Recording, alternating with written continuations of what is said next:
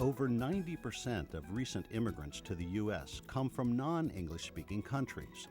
Across the nation, the number of students learning English as an additional language has risen dramatically. This group is the fastest growing segment of our student population. Today we're going to start something very interesting. This trend is especially significant in light of educational reform efforts. Now, most states have established standards and high-stakes tests in core subjects: science, mathematics. How many altogether? 4. Check the tree. 4. You are right. Language arts, and social studies. So when you say some people came to have a better life, what do you mean by better life? Like to have, However, researchers have found that students with limited proficiency in English have significantly lower levels of academic achievement than their English-speaking peers.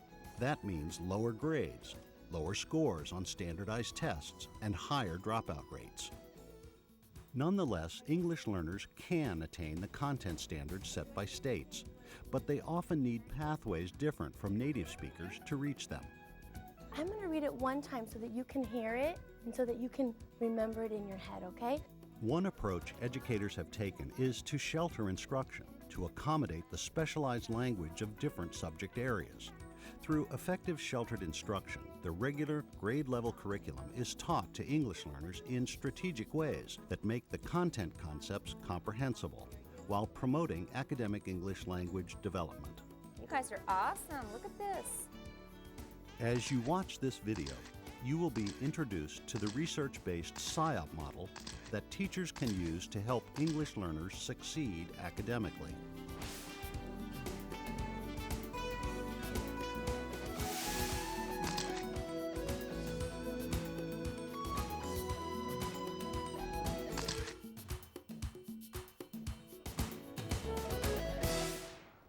Deborah Short and I had been training teachers in sheltered instruction, and we found that there was a lot of variation in practice. In fact, there really wasn't much agreement as to what was considered a good, high-quality sheltered lesson. So we began a project through the Center for Research on Education, Diversity, and Excellence, where we wanted to look at the effects of sheltered instruction on the achievement of English language learners. And as we took on that project of looking at the effects of sheltered instruction, we realized that we needed to have a consistent model that teachers were implementing. One of the things she did really well was she modeled her thinking out loud of creating those sentences. She referred to For 5 years, the CREED Research Project worked with teachers to create and test an effective model of sheltered instruction.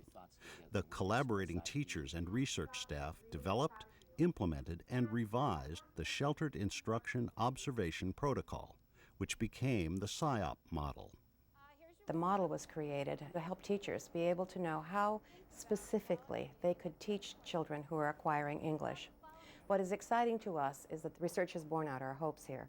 We have found that when we provide effective, quality sheltered instruction to youngsters who are acquiring English, their writing improves, their learning improves, their reading improves. We asked classes to participate in pre- and post-writing assessments, one in the fall and then again in the spring.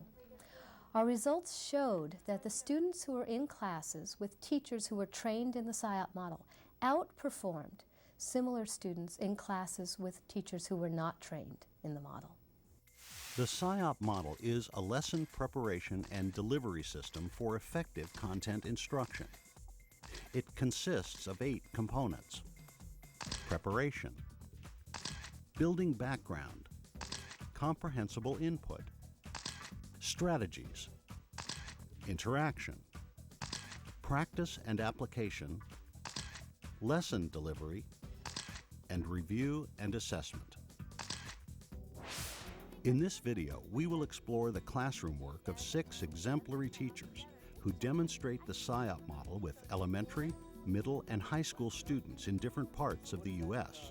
The model has been used effectively in math, science, social studies, and language arts courses, allowing English learners to receive grade-level, standards-based instruction while developing their academic English language skills.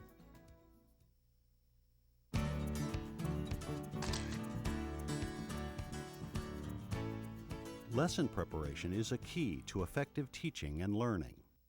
as you know, we have content objectives every day and language objectives. Accomplished sheltered instruction teachers develop lessons that incorporate key content and language objectives from state and local standards in order to promote student academic success. Good afternoon, class. These teachers make posting their lesson objectives a standardized routine in their teaching practice so that students know their learning goals each day. These are the objectives. We're going to read them and then we're going to copy them. Besides identifying key objectives for the grade-level curriculum, teachers adapt content materials for the background knowledge and language proficiency of second language learners. I'm using the History Alive curriculum. It needs to be adapted because it's for high school students, it's all we have. And of course it's not for ESL, so I'm doing a lot of adapting of the curriculum. Ms. Aldridge also takes into account the cognitive developmental level of her first grade math students. But when I show you this, I know you'll remember what we're talking about. We're going to tell stories using our apples. And do you remember, there's some special words we're going to say. To make lessons more meaningful for English learners, the Siop model encourages teachers to use supplementary materials in their lessons. By moving beyond a textbook, students can learn through various media and multiple modalities. After teachers have gathered their materials and identified their objectives, they design meaningful activities that allow students to practice their language skills while deepening their content knowledge. Very good, and he wrote the equals sign. Great job. The Siop lesson plan checklist is an additional support for teachers to use while preparing lessons to help them include the features of effective sheltered instruction.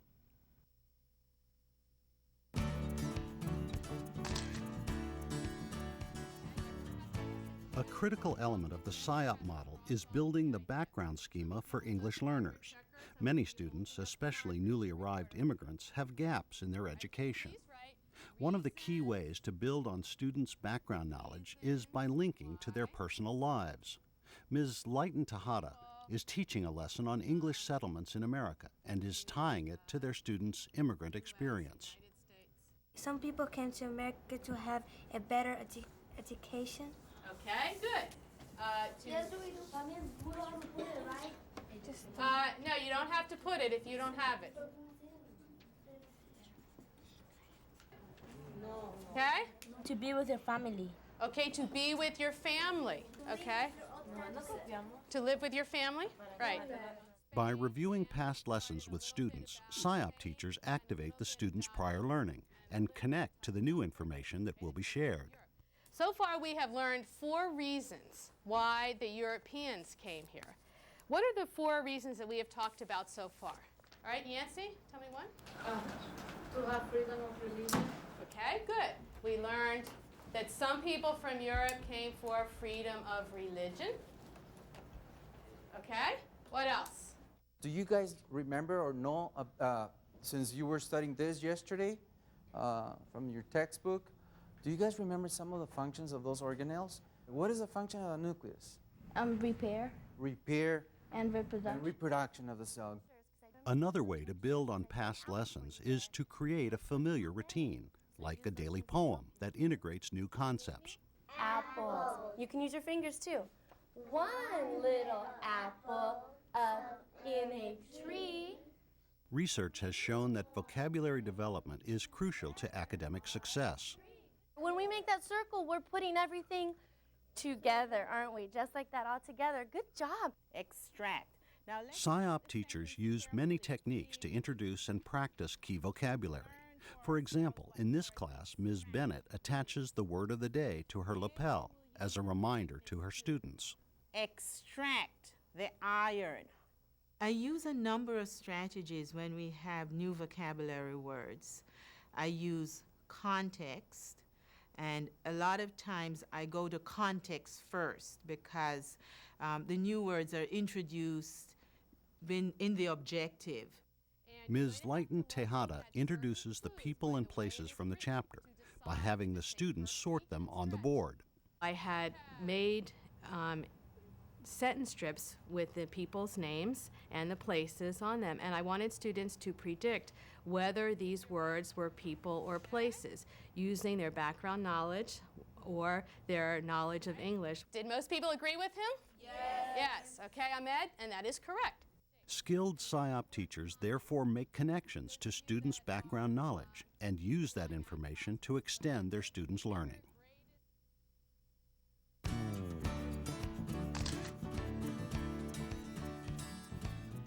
The goal of sheltered instruction is to make content comprehensible to English learners, while at the same time promoting their English language development. Teachers use a variety of strategies and techniques to accomplish this goal. Comprehensible input is very important because if the students aren't understanding what the teacher is saying, then learning really is not taking place. Comprehensible input is using speech that's appropriate to the student's level of English language proficiency. Now, how we are going to do this is the following. Each group is going to read one idea. Explaining academic tasks very clearly so that students know exactly what they're responsible for. We're also going to use, what's this? Magnifying glass. And we're going to use water, okay? And also a variety of techniques to make the content concepts clear, such as modeling, providing hands-on experiences, demonstration, and so forth. And then you can use the magnifying glass to see. Siop teachers realize that English learners, if they are new to U.S. schools, may not be familiar with academic tasks in content classrooms. By explaining tasks orally and in writing and providing modeling and visual support, students can complete their assignments more readily. Other techniques that teachers well-versed in the Siop use include gestures. The checker then crosses off that idea. Body language. And also so that you listen to what the groups are saying. Graphic organizers. And visuals.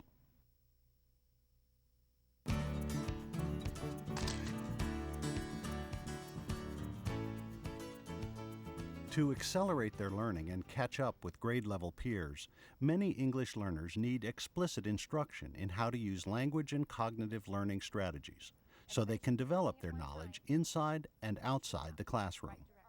Siop teachers teach and model strategies for students. They then offer opportunities for the learners to practice the strategies in their lessons. What do you think would help them plant more land? This one? Maybe. What's a plow do? For English learners, we need to model how to find out what's really important, how to make predictions, how to ask questions, how to be able to summarize and pull together information that has been read.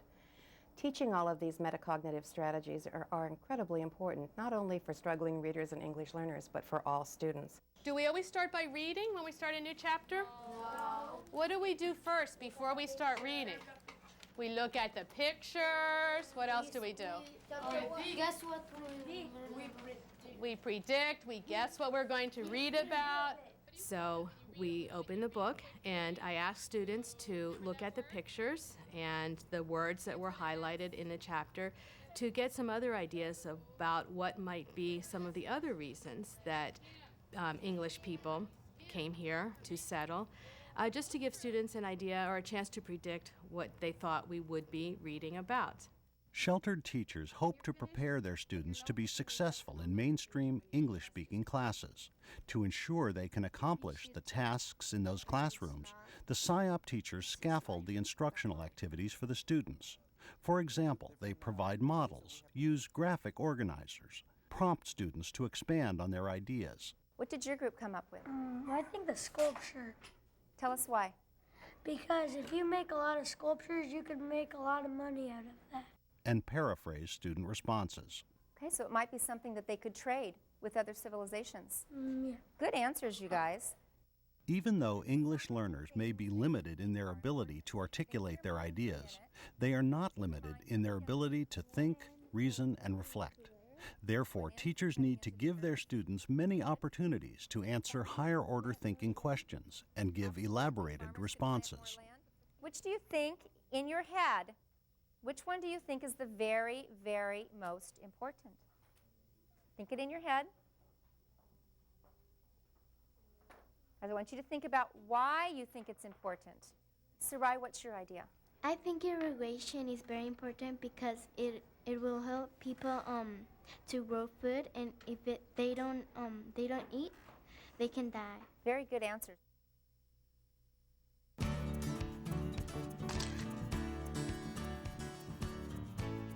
Research on language acquisition tells us how critically important such interaction is for students to develop proficiency in a new language.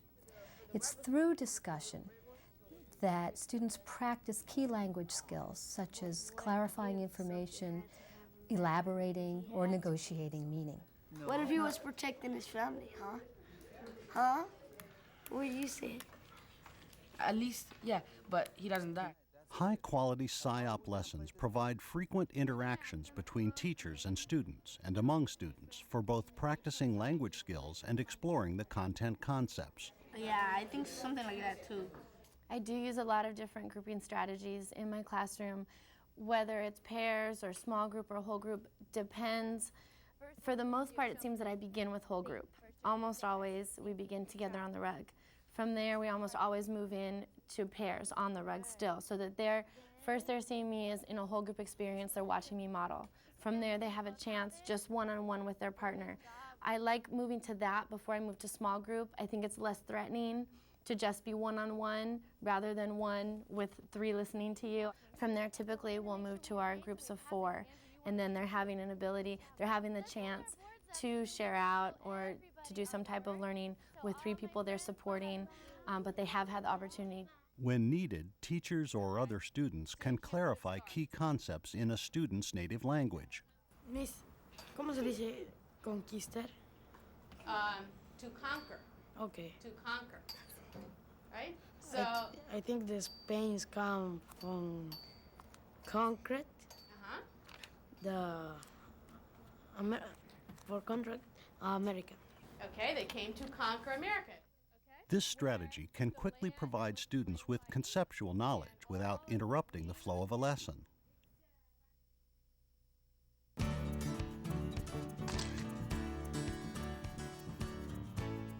When learning content through a second language, just listening to a lecture or reading a textbook chapter is insufficient for mastering the material. Yeah, over by the central. There's some more. There's bones right here. English learners benefit from lessons that incorporate hands-on, visual, and other kinesthetic tasks because they practice the language and content knowledge through multiple modalities. Siop teachers are careful not only to include activities that apply the content concepts in new ways, but also to develop activities that apply the language skills they want the students to learn. First reading language, Sumerian, wrote cuneiform. Working in partners, students were given the opportunity to read the information on the cards to each other out loud. Cuneiform means weight, shape, writing. Practicing their oral language skills and their listening skills, and then speaking and discussing which they thought was most important, what the main idea was about that particular achievement. From that information, they needed to write down a sentence on a sentence strip, practicing their written language and their oral language as well. With more water, farmers could plant more crops on the land, and more crops increase the food production. Very good.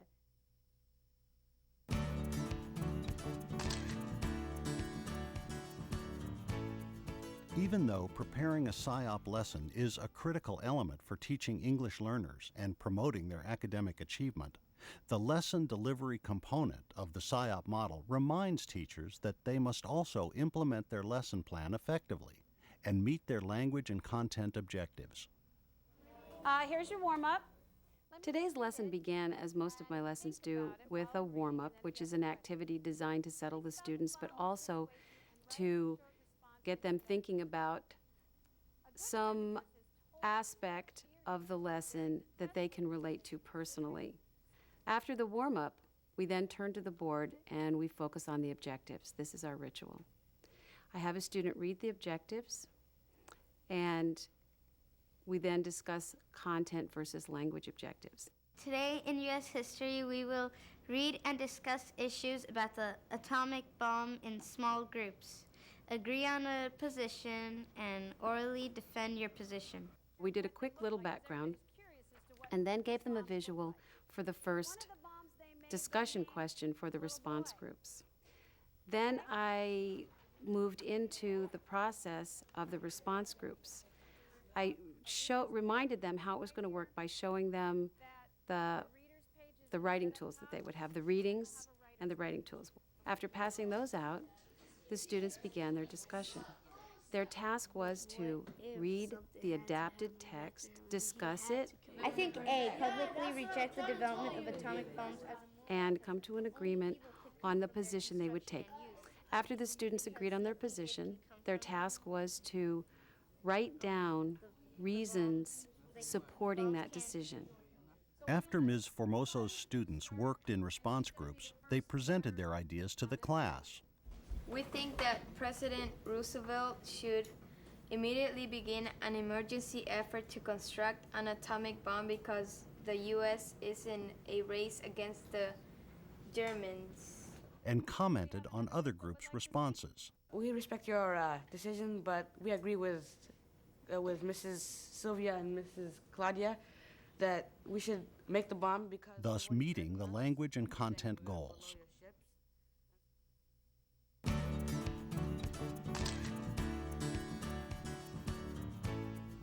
As teachers deliver their Siop lessons, they continually assess their students' learning as the activities unfold.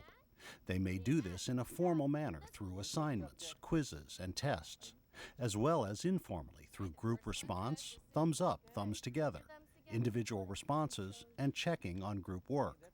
By monitoring student progress, teachers can decide to reteach a concept or move on to the next topic. Just as assessment needs to be ongoing, feedback must be provided to the students throughout the lesson. In this manner, students learn what they have done successfully and what they still need to work on. Oh, I love it. You know what I love? I love how you're out of your seats, and I love how all your eyes are working with Jonathan, and all of you are helping with your mouth. Reviewing key concepts and vocabulary is extremely important when teaching English learners.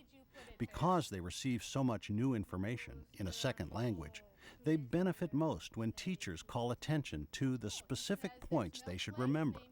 There are a variety of ways that teachers can review at the end of a lesson. Ms. Aldrich uses a mix and match game with her first graders. You're looking for 9, right? Ooh. Yeah. 2. Sit down.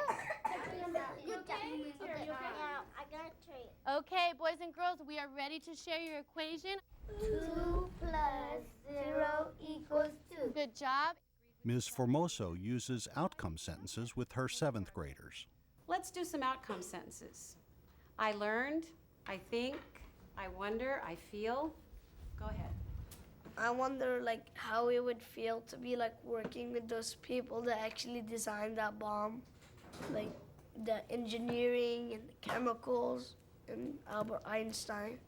It'd be real cool. Mr. Hoyos uses a student-made game to review the parts of the cell with his high school biology students. Cigarettes, good. Okay, Ms. Gibson uses a round-robin strategy where students pass around whiteboards at their tables, each one writing down something that they had learned. We learned about sailboat. That's what you like. Sailboat. Hey, that's... Yeah, Richard. You did such a good job telling your addition stories. Effective Siop teachers complete their lessons by referring back to their objectives and discussing with their students which objectives have been accomplished for the day. What we need to do right now, of course, is to look back at our objectives and see if we met our objectives. So let's look and see. Read and discuss issues